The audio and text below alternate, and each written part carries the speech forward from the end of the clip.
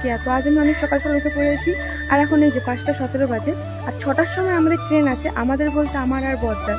তো আজকে আমরা কোথায় যাচ্ছি আর কেন যাচ্ছি সেটাই তোমাদের সাথে শেয়ার করব।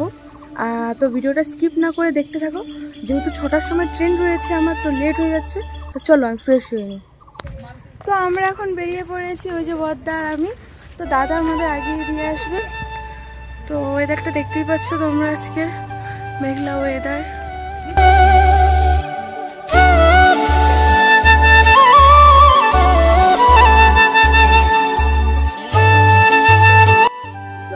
তো গাইস, আমাদের একটু লেট হয়ে যাওয়ার কারণে আমাদের ট্রেনটা মিস হয়ে গেছে। এখন আমরা বাসে করে যাব। যাই হোক, কোনো ব্যাপার না, বাসে করে যেতেও সমস্যা নেই। আমরা এখন এখানেই রয়েছি।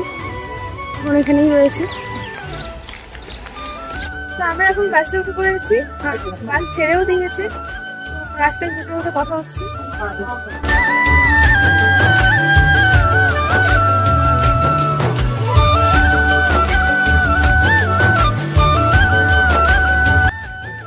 আমরা গাড়িতে 1.5 ঘন্টা হয়ে গেছে। এখন গাড়ি রামপুরে এসে দাঁড়িয়েছে, 10 মিনিটের মতো দাঁড়াবে।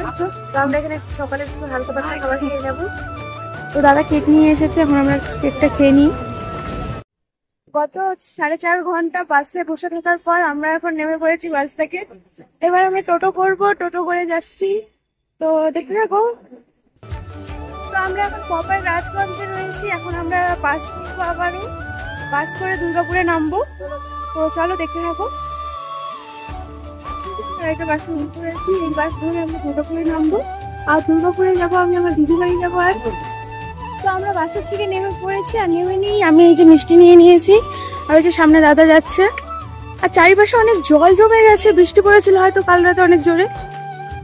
তো চলো দিদি বাড়ি গিয়ে দেখা হচ্ছে। তো এই যে আমরা দিদি বাড়ি চলে এসেছি।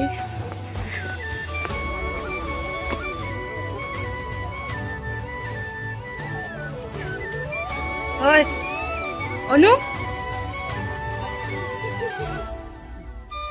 মোবাইলটা থেকে রকম হবে কি আছে দেখো।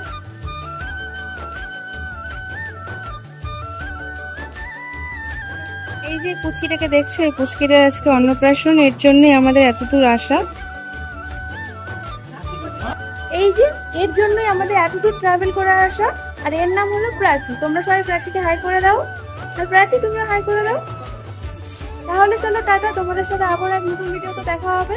আমি এখন প্রাচীর সাথে খেলা করি। Bye bye.